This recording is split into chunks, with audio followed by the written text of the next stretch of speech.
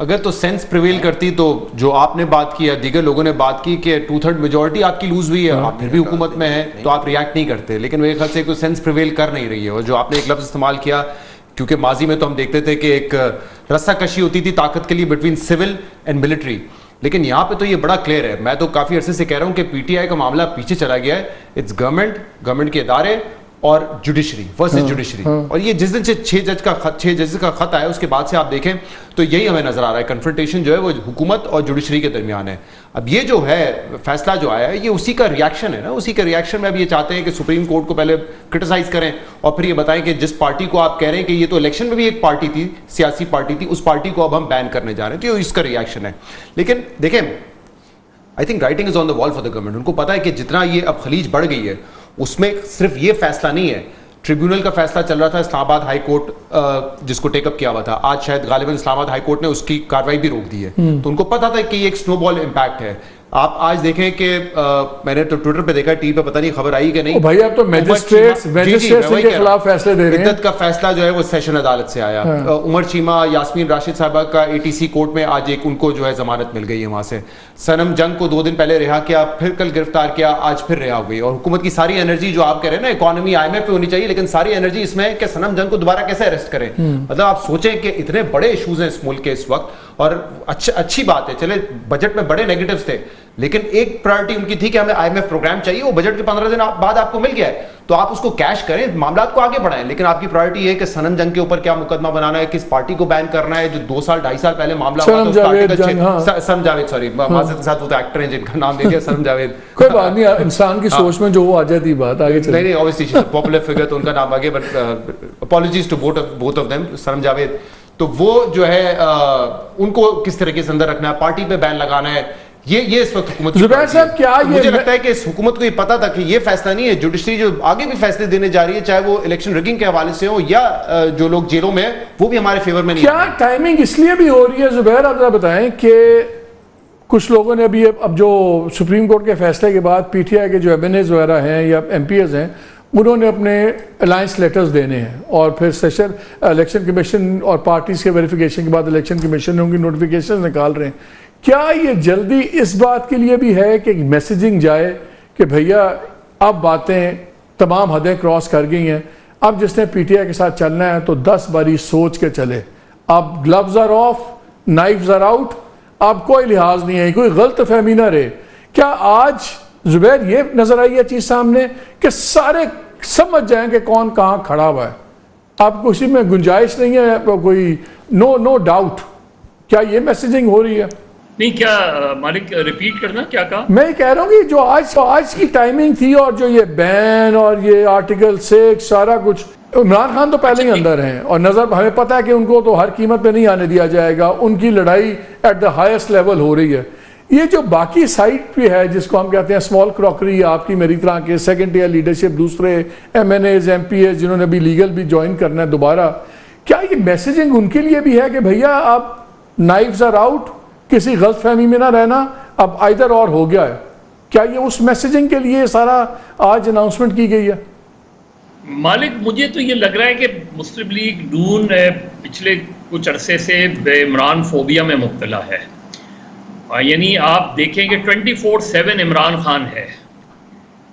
इमरान खान पर आप मीडिया के हवाले से भी बात होती है तो इमरान खान आ जाता है, पॉलिटिक्स के हवाले से बात होती है तो इमरान खान आ जाता है, जुडिशरी के हवाले से बात होती है तो इमरान खान आ जाता है। मेरा ख्याल है मुस्लिम लीग को इस इमरान फोबिया से बाहर आना पड़ेगा। वो इसमें आप सियासी मुकाबला करें, सियासी मुकाबला करने की पोजीशन में लग नहीं रही मुस्लिम लीग। अब उसमें नवाज शरीफ साहब एक अपनी अलग लाइन लिए बैठे हुए हैं, वो पॉलिटिकल आइसोलेशन का शिकार हैं। ये मुझे नहीं पता कि ये इस फैसले में क्या ये मरी की मुलाकात का जो है वो फॉल आउट है। मरी में जो मरियम नवाज साहिबा, शहबाज शरीफ और नवाज शरीफ की जो मुलाकात हुई है, क्या उसके अंदर ये फैसला हुआ है? क्या मियाँ साहब का ये डायरेक्टली एक तरह से डायरेक्टिव है? क्या मुस्लिम लीग नून ज़्यादा प्रो एग्रेसिव होके PTI को काउंटर करना चाह रही है कि ज़्यादा हम एग्रेसिव पोस्चर लें तो शायद हमको फ़ायदा हो और जुडिशरी भी अंडर प्रेशर आए और हम अब एग्रेसिव पॉलिटिक्स से पीछे ना हटें? जिस तरह तहरीक इंसाफ एग्रेसिव पॉलिटिक्स कर रही है, अपोजिशन का एग्रेसिव पॉलिटिक्स करना समझ में आता है, हुकूमत का एग्रेसिव होना समझ से बालातर है, क्योंकि उससे आप देख लें कि आप आज के फैसले से, जो कि जाहिर है अभी होना है, कैबिनेट में जाएगा, फिर रेफरेंस बनेगा, लेकिन आज की इस प्रेस कॉन्फ्रेंस के नतीजे में क्या कल स्टॉक एक्सचेंज की क्या सूरत हाल होगी, वो हमें देखना पड़ेगा। कल तो क्या इससे कल तो बंद है ना, कल परसों बंद है ना।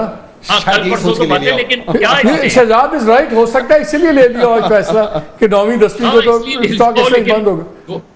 लेकिन 2 दिन बाद आप देखें ना कि अभी 2 दिन में, अभी तो मुझे इंतजार है, खुर्शीद शाह का बयान तो बहुत मायूस कुन है, लेकिन मुझे इंतजार है कि बिलावल भुट्टो की तरफ से क्या स्टेटमेंट जारी हो। एक बिलावल की एक प्रेसर याद आ रहा है, इस समय क्लिप मुझे याद नहीं रहा, वो मैं चलवा देता।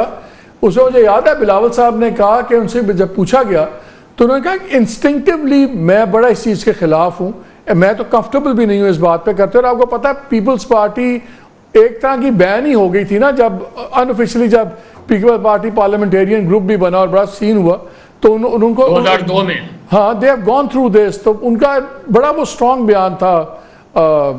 उसके अंदर एक सेकंड में जुबैर साहब कनेक्ट हो गए हैं दोबारा, I want to take the same question to him. Zubair साहब ये बताएं, क्या ये जब फैसले कुछ अरसे से आ रहे हैं, बिकॉज कॉन्फ्लिक्ट जब से अदलिया का हुआ है गवर्नमेंट के साथ, इंस्टीट्यूशन के साथ, तो उसका सबसे बड़ा बेनिफिशियरी पीटीआई हो गया, बिकॉज जब इनके हक में फैसला जाता है तो एक्चुअली मैसेज कहीं और जाता है अदलिया की तरफ से। तो ये तो वेदर इंटेंडेड बेनिफिशरीज हैं या नहीं, लेकिन बेनिफिशरीज तो हैं। क्या ये जो सडनली अंग्रेजी में कहते हैं विंड अंडर द सेल्स महसूस हो रही थी पीटीआई को, क्या ये वो निकालने के लिए आज इतने एक्सट्रीम स्टेप्स अनाउंस किए गए हैं कि जो लोग हैं सेकेंड टियर लीडरशिप और बाकी दूसरे, कि वो ज़रा 10 बार ही सोचें कि पीटीआई के साथ लॉन्ग टर्म हम चलें कि ना चलें, क्योंकि भैया अब तो बात बिल्कुल एक्सट्रीम पे चली गई है। एक दो चीज़ें, ये अभी मज़र कह रहे थे कि पता नहीं इस फैसले में नवाज शरीफ शामिल हैं, यानी पीएमएलएन का इतना बड़ा फैसला नवाज शरीफ की मर्ज़ी के बगैर नहीं हो सकता, और 100% उन्हीं की मर्ज़ी के साथ हुआ होगा। अदरवाइज़ तो पीएमएलएन में एक किस्म का रिबेलियन इसका मतलब है हुआ होगा, अगर नवाज शरीफ नहीं चाहते थे ये चीज़। तो इसमें तो कोई दो राय नहीं है कि नवाज शरीफ इसमें शामिल होंगे, जहाँ तक मेरी समझ है।